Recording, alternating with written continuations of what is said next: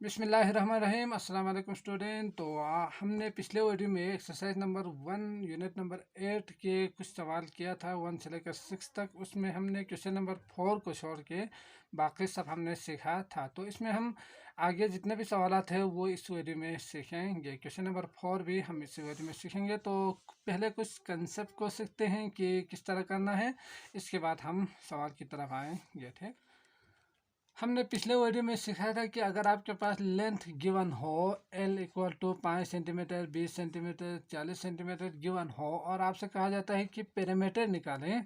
अगर स्क्वायर की बात कर रहा हूँ यहाँ पे, ठीक है ना। अगर पेरीमीटर निकालना हो तो 4 मल्टीप्लाई बाय लेंथ करेंगे तो आपके पास पेरीमीटर मिल जाएंगे। मतलब 4 को 5 से मल्टीप्लाई करेंगे तो 20 आ जाएंगे। लेकिन इसके बजाय अगर आपसे कहा जाता है कि लेंथ निकालें, पेरीमीटर गिवन हो, ठीक, पेरीमीटर गिवन हो, तो उस सूरत में आप क्या करेंगे। तो इसमें आपने अभी से ये चीज़ सीखना है कि ये P इक्वल टू 4L होते हैं। अगर आपने लेंथ निकालना हो ना तो इस 4 को हम यहाँ पे लेकर आएंगे और डिवाइड करेंगे, P डिवाइडेड बाय 4 कर देंगे, ठीक, इक्वल टू L। अगर आप लेंथ निकालना हो तो उस पेरीमीटर को, जैसे कि अगर आपके पास कुछ नंबर गिवन हो 16, तो उस सूरत में आपने क्या करना है, 16 को डिवाइड करेंगे 4 से, ठीक।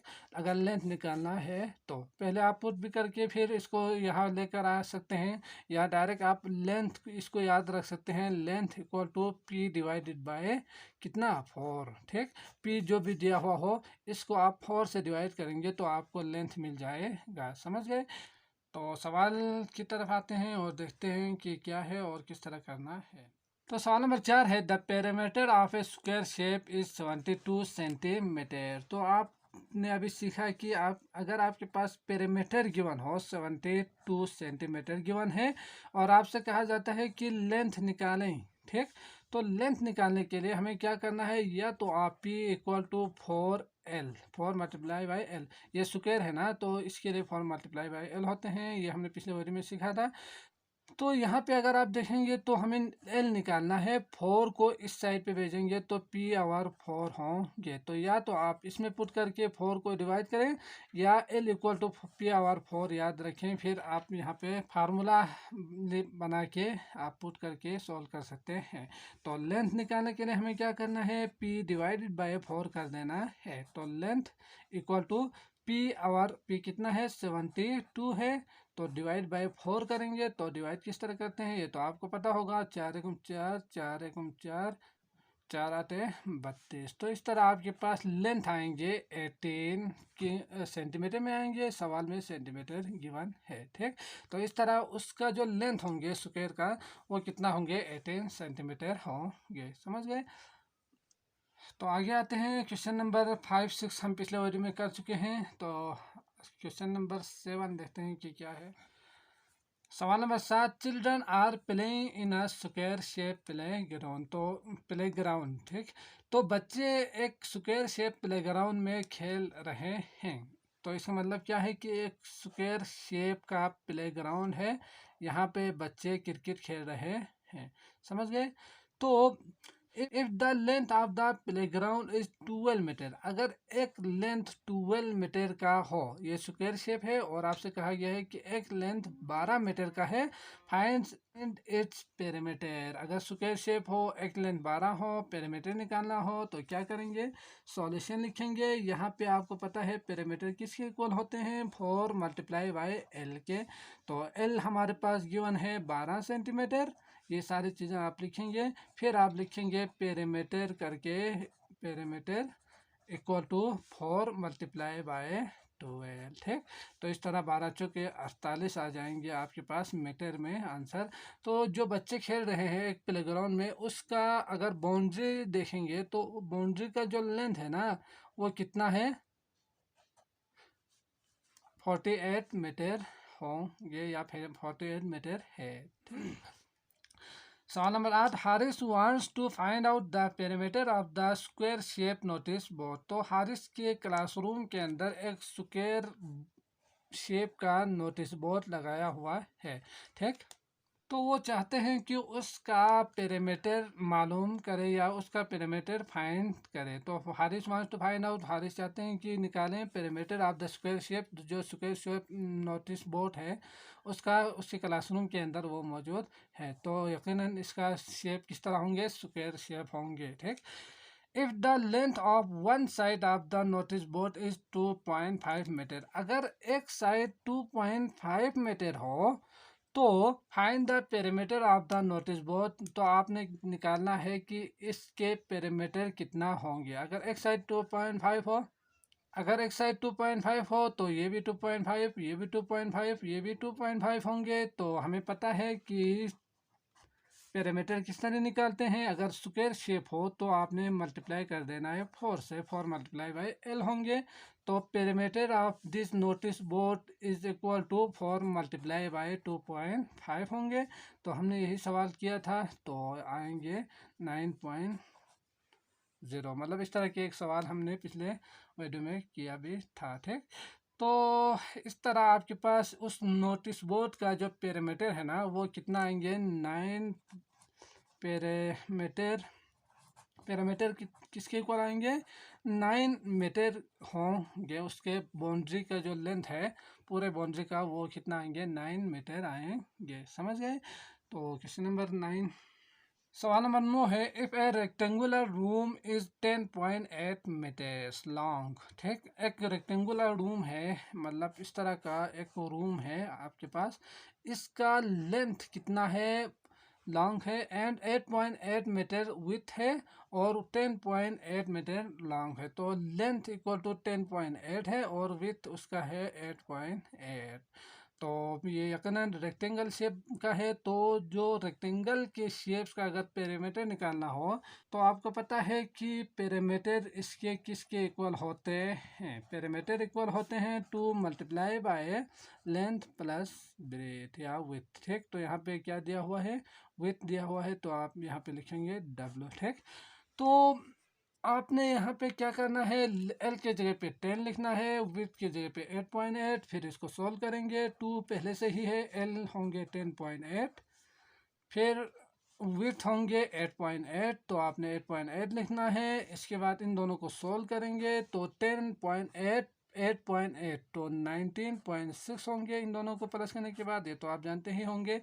तो इन दोनों को मल्टीप्लाई करेंगे तो 2 और 9 और 3 आएंगे, 39.2 आपको आंसर मिलेंगे।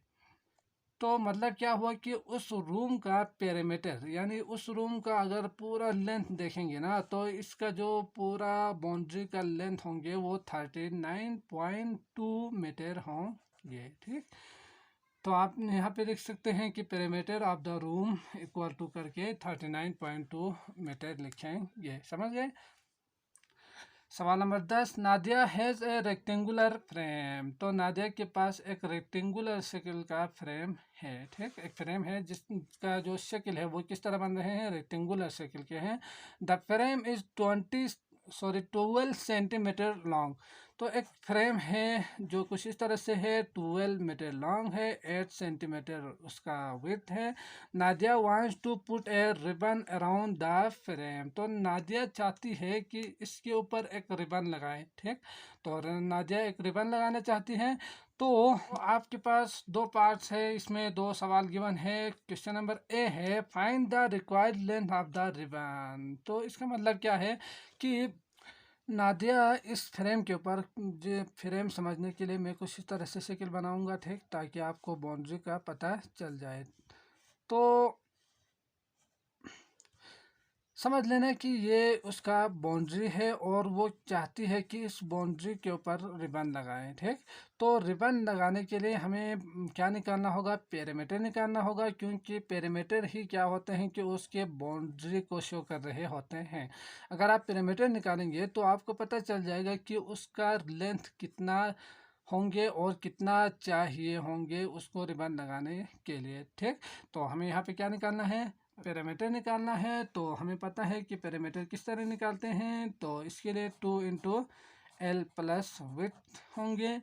तो 2 दिया हुआ है, एल दिया हुआ है 12 सेंटीमीटर और 8 सेंटीमीटर विथ है, तो आप 2 सोल्व करेंगे 20 और ये आएंगे 40 सेंटीमीटर। ठीक, तो इस तरह अगर वो उस फ्रेम के ऊपर रिबन लगाना चाहते हैं तो उस फ्रेम की जो लेंथ है पेरीमीटर है वो 40 सेंटीमीटर है, तो उसे 40 सेंटीमीटर की रिबन चाहिए होंगे। ठीक, तो लेंथ ऑफ द रिबन करके आप लिख सकते हैं।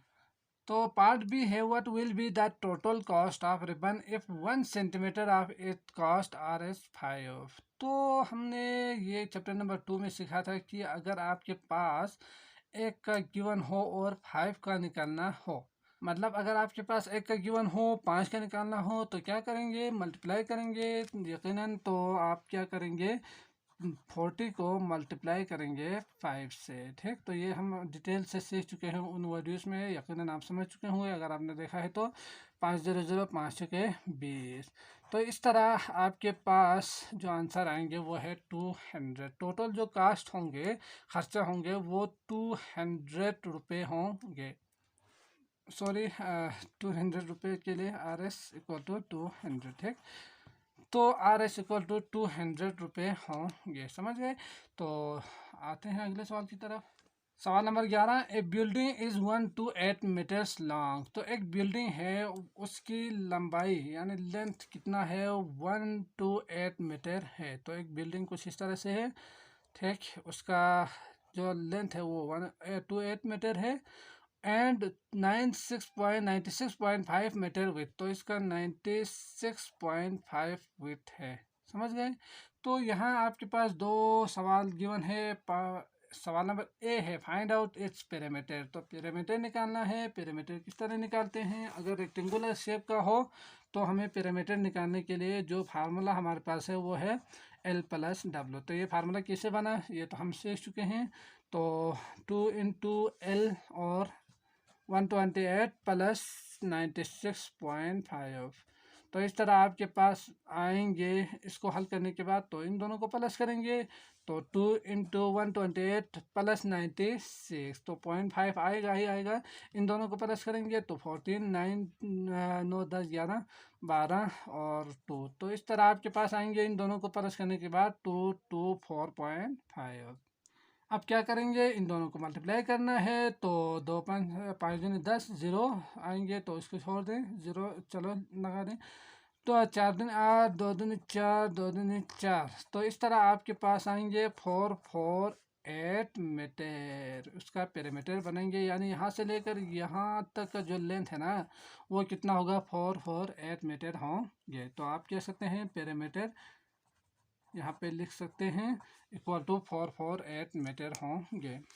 तो क्वेश्चन नंबर बी है, find the total cost for the construction of boundary wall around this building. तो जब आपने निकाला तो ये जो इतना लेंथ और इतना ब्रेथ का अगर विड्थ का अगर हो तो उसका जो पेरीमीटर था यहाँ से यहाँ तक का जो लेंथ था वो था 4 और वो था 448 मीटर। मतलब क्या है कि इसका जो बाउंड्री है ना वो कितना मीटर है, 448 है।